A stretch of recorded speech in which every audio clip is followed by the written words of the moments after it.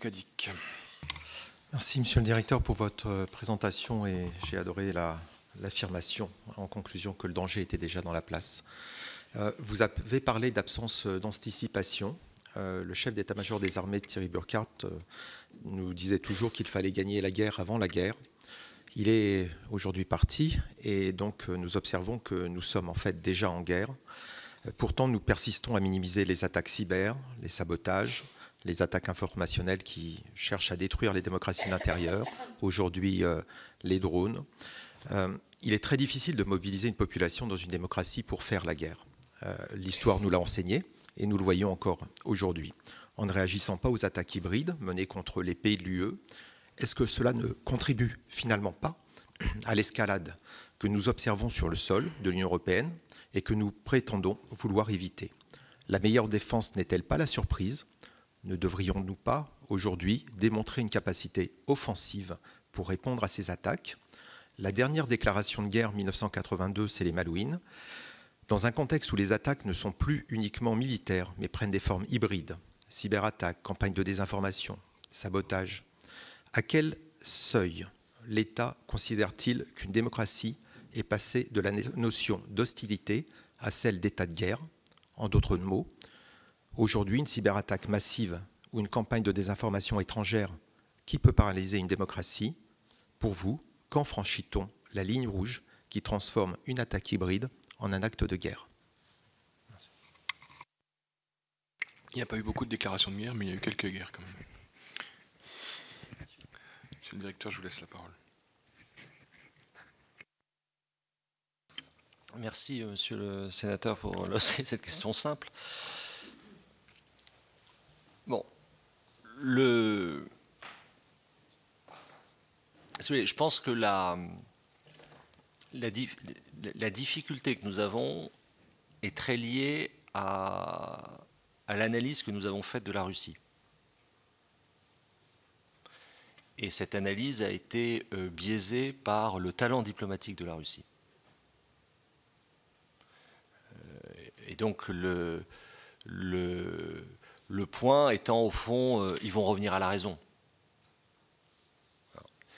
Donc je ne sais pas si le président Poutine va revenir à la raison telle que nous concevons cette raison, mais j'ai pris l'habitude de lire ce qu'il écrivait, de lire très attentivement ses discours, et aujourd'hui je constate que le président Trump propose un cessez-le-feu dont le principe est accepté par le président Zelensky, que les Européens soutiennent cette initiative et que ce cessez-le-feu est refusé par la Russie.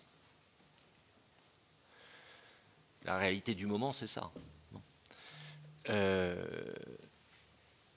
Et que par ailleurs, ce cessez-le-feu refusé se traduit par des incidents que certains dans les médias expliquent que non, en fait, c'est parfaitement clair. Ça correspond à un mode d'action de la Russie, ça ne date pas de ces dernières semaines. On pourrait faire la liste des incidents de cette nature depuis l'annexion de la Crimée en 2014. Donc effectivement, on peut continuer à se dire, en fait, il va revenir à la raison. Bon. Mais s'il n'y a pas de réaction, il va se poser un problème assez fondamental sur le plan politique, c'est comment justifier auprès de nos électeurs que les pays européens ont cumulé dépenses, je ne sais pas,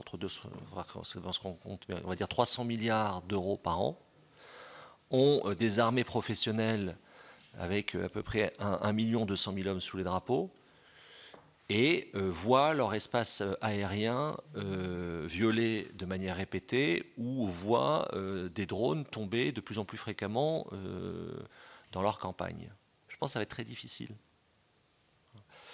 Alors, sur le passage et sur la formule du général Burkhardt, ce qui est très frappant, et là aussi c'est un point sur le civilo-militaire, c'est-à-dire la manière dont les successions de chefs militaires se sont faites est à mon avis extrêmement importante à soulever, c'est-à-dire que les dernières déclarations du général Burkhardt sont à noter parce qu'il a fait un point qui me semble essentiel en remerciant les forces en disant, je ne sais plus quelle c'est la formule exacte, mais en disant les Français ne savent pas ce qu'ils vous doivent.